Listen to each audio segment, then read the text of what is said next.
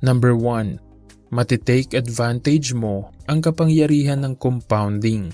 Ang ibig sabihin ng compounding ay ang pera na iyong kinita ay kikita pa ng pera.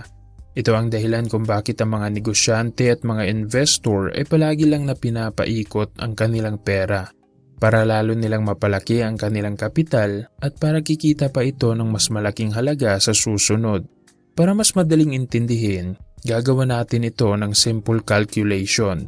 Halimbawa, kung nag-iipon ka ng 1,000 pesos every month o 12,000 pesos every year, tapos kung nilagay mo ito sa isang investment na merong annual return na 7%, pagkatapos ng isang taon, ang iyong 12,000 pesos ay kikita ng 840 pesos at meron ka ng total of 12,840 pesos sa iyong investment.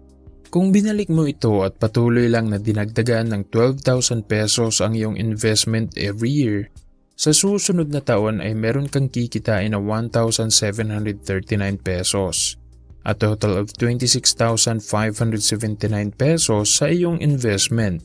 Sa ikatlong taon ng iyong pag-iipon at pag-i-invest, meron ka ng total of 41,280 pesos.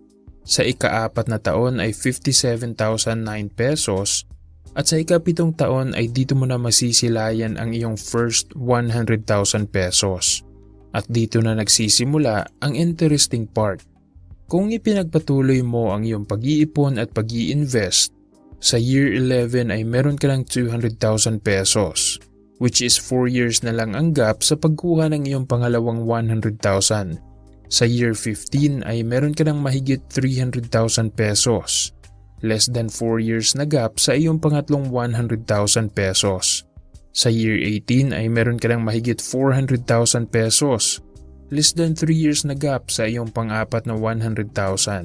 At sa year 20 ay meron ka ng total of 526,371 pesos sa iyong investment. Less than 2 years sa iyong panglimang 100,000 pesos. Sa nagawa nating halimbawa, dito natin makikita ang kapangyarihan ng compounding.